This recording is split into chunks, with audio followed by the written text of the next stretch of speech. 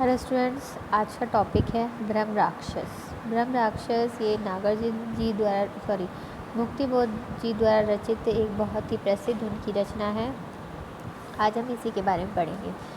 तो ब्रह्म राक्षस जो है वो मुक्तिबोध की सर्वाधिक महत्वपूर्ण रचनाओं में से एक मानी जाती है और इस कविता के माध्यम से कवि ने ब्रह्म राक्षस के मिथक के जरिए बुद्धिजीवी वर्ग के द्वंद्व और आम जनता से उसके अलगाव की व्यथा का मार्मिक चित्रण प्रस्तुत किया है। और इसमें उनकी एक अन्य कविताएं अंधेरे में के साथ यह उनकी संपूर्ण रचना धर्मिता का प्रतिनिधित्व करती है और इसके माध्यम से मुक्तिबोध की जो रचना प्रक्रिया है उसको समझा जा सकता है। जैसे कि कुबेरनाथ राय के जो उन्होंने उनके बारे में कहा है वो है जैसे टिंटर्न एबी और एम्पोर्ट लेडी ओड को पढ़कर वर्ड्सवर्थ को तथा राम की शक्ति पूजा बादल राग और अब वनबेला को पढ़कर निराला को पहचाना जा सकता है, वैसे ही इन दो कविताओं यानी कि ब्रह्म राक्षस और अंधेरे में इन दोनों कविताओं को पढ़कर मुक्तिबोध के कवि व्यक्तित्व को समझा जा सकता है। शाब्दिक दृष्टि से ब्रह्म राक्षस जो है वो भूत पिशाच की श्रेणी का एक विशेष मायावी वर्ग है। सर्वप्रथम मुक्तिबोध की एक कविता बनारस से प्रकाशित होने वाली एक तत्कालीन लघु पत्रिका कवि के अप्रैल 1957 के अंक में प्रकाशित हुई थी। यहाँ ये बात इम्पॉर्टेंट है कि ये जो कविता है ये कहाँ प्रकाशित हुई थी। सबसे पहले तो ये प्रकाशित हुई थी बनारस के एक लघु पत्रिका कवि, जो उसका नाम है पत्रिका का, उसमें 1957 में प्रकाशित हुई थी और इसका रचना काल भी 1957 ही माना जाता है। यद्यपि इसमें अंतिम संशोधन जो है वो मुक्तिबोध ने 1962 में किया था और इसके बाद यह उनके काव्य संग्रह चांद का मुँह टेढ़ा में संग्रहित हुई। तो इस प्रकार हम देखते हैं कि इसके जो पहला रचना काल है वो है 1957 और बाद में इसमें जो संशोधन किया मुक्तिबोध ने वो 1962 था और उसके बाद इसे प्रकाशित किया गया इनकी प्रसिद्ध काव्य संग्रह जो है चांद का मुँह टेढ़ा है में। इस कविता में कवि ने एक प्रगतिशील मध्यम वर्गीय बुद्धिजीवी को बड़े ही सशक्त ढंग से ब्रह्म राक्षस का रूप देकर एक रूपात्मक फैंटेसी का निर्माण किया है। फैंटेसी के बारे में हमने पढ़ा ही था जब हम मुक्तिबोध को पढ़ रहे थे, तो हमने ये पढ़ा था कि मुक्तिबोध जो है फैंटेसी के बहुत अच्छे वक्ता हैं, यहीं कहो कि बहुत अच्छे लेखक हैं फैंटेसी के लिए। उन्होंने बहुत अच्छी कविताएं लिखी हैं। तो और इस फैंटेसी का निर्माण भी वो प्रकृति चित्रण से ही करते थे। तो आगे बढ़ते हैं कि मुक्तिबोध को आत्मसंघर्ष का कवि माना जाता है। आत्मसंघर्ष का यहाँ क्या प्रयोग है, तो आत्मसंघर्ष जो है ये ब्रह्म राक्षस की वजह से इन्होंने यहाँ पे मेंशन किया गया है कि आत्मसंघर्ष का कवि, क्योंकि ब्रह्म राक्षस के माध्यम से कवि ने आत्मसंघर्ष को ही यहाँ पर दिखाया है। किंतु उनका ये जो आत्मसंघर्ष है मात्र उनका न होकर संपूर्ण मध्यवर्गीय बौद्धिक मानसिकता का बखान करता है। ब्रह्म राक्षस कविता में आत्मसंघर्ष व्यक्ति और समाज, आत्मा और विश्व तथा भीतर और बाहर के बीच है। तो इस प्रकार हम देखते हैं कि ये जो आत्मसंघर्ष की बात हम कर रहे थे मुक्तिबोध के काव्य में, तो वो ही आत्मसंघर्ष जो है इन्होंने ब्रह्म राक्षस के माध्यम से अपनी कविता में दिखाया है, उसे अच्छी तरीके से प्रस्तुत किया है और ये पूरी की पूरी मध्यम वर्ग की जो बौद्धिक मानसिकता है उसका ये स्वरूप यहाँ पर प्रकट करता है। ये कविता जो है दो खंडों में विभाजित है। पहले खंड में कवि ने ब्रह्म राक्षस के असामान्य व्यवहार का चित्रण किया है, जैसे कि वो बावड़ी में नहाता है, अपने जो शरीर है उसे अपने पंजों से रगड़ रगड़ के नहाता है, क्योंकि उसको ऐसा लगता है कि जो उसके शरीर पे बहुत ज़्यादा मैल जमा हुआ है। यहाँ पे जो मैल की बात हो रही, ये मुक्तिबोध ने उसके मन में जो कालिक जमा है उससे संकेत करके ये मैल का बात कही है। उसी को ब्रह्म राक्षस जो है यहाँ पर बावड़ी में नहाकर बार बार उसे उतारने की कोशिश करता है, लेकिन वह सफल नहीं हो पाता है और उसके बावजूद भी वो जो है सारी जो सृष्टि है जैसे सूर्य और चाँद, उससे भी अपने आप को श्रेष्ठ समझता है। वो किस प्रकार से समझता है, वो उसमें उन्होंने एक चित्रण किया है मुक्तिबोध ने कि जब वो बावड़ी में नहाता है तो सूर्य की किरणें और चंद्रमा की किरणें जब उसे तिरछी पड़ के आती हैं तो वो ऐसा समझता है कि सूर्य और चंद्रमा ने उसको झुककर प्रणाम किया है, उसकी वंदना की है।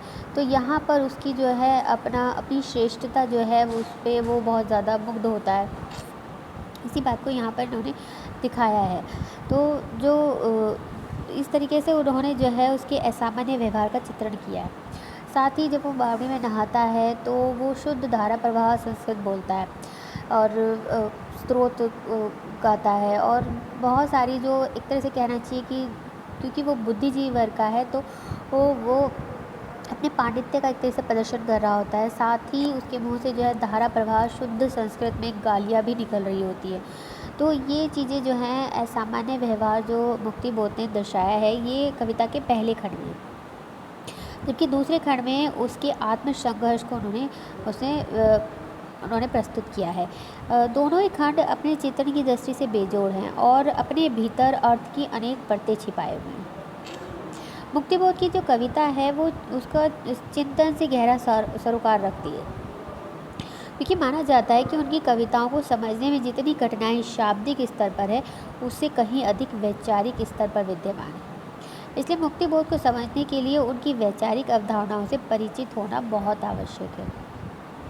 वस्तुतः मुक्तिबोध की सफलता इस बात में है कि वे ज्ञान को संवेदना में और संवेदना को ज्ञान में रूपांतरित करने में एक साथ सफल होते हैं। जैसा कि कविता के शीर्षक से स्पष्ट है कि इसका विषय एक ब्रह्म राक्षस है और इसका अर्थ है ब्रह्म पिशाच।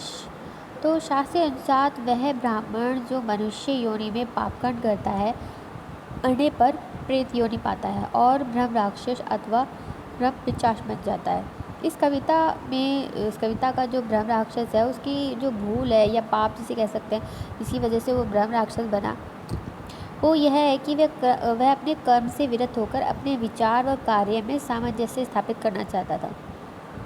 यह उसके मनुष्य योनि में होने के समय की बात है। स्वभावतः मरने के बाद मोक्ष लाभ करने के बदले एक प्रेत हो गया।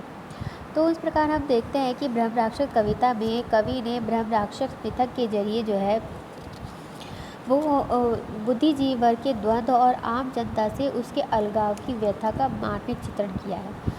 और इस कविता के संदेश को यदि एक पंक्ति में व्यक्त करना हो तो ये कहा जा सकता है कि अच्छे व बुरे के संघर्ष से भी उगतर अच्छे व उससे अधिक अच्छे के बीच का संघर्ष। इसका क्या मतलब हुआ? इसका मतलब ये है कि सत्य शोधक जब गलत चिंतन अकर्मण्यता के कारण असफल होता है लेकिन उसका वह एक नकारात्मक नहीं होकर सकारात्मक चरित होता है, तो उसका जो पाप है, जो चिंतन और कर्म में सामंजस्य स्थापित न कर पाना जो उसका पाप है, वह कठिन कार्य सबके वश का है भी नहीं और इसलिए सभी जो है वो मोक्ष के अधिकारी नहीं है। और व्यवहारिक रूप से सत्य शोधक को भारतीय परिवेश में कोई दिशा निर्देशक नहीं मिल सका है। इसीलिए जब ये दिशाहीन सत्य शोधक की त्रासदी बन गई। सत्य शोधक कौन है? यहाँ पे ये ब्रह्म राक्षस की बात कर रहा है। तो इस प्रकार से गजानन माधव मुक्तिबोध ने मानवीय संवेदनाओं के पारखी ही नहीं भोगी भी रहे। वे भली भांति समझते हैं कि महत्वाकांक्षाओं में असफल व्यक्ति का दुख क्या होता है और इसी वक्तव्य को उन्होंने ब्रह्म राक्षस के माध्यम से व्यक्त किया है।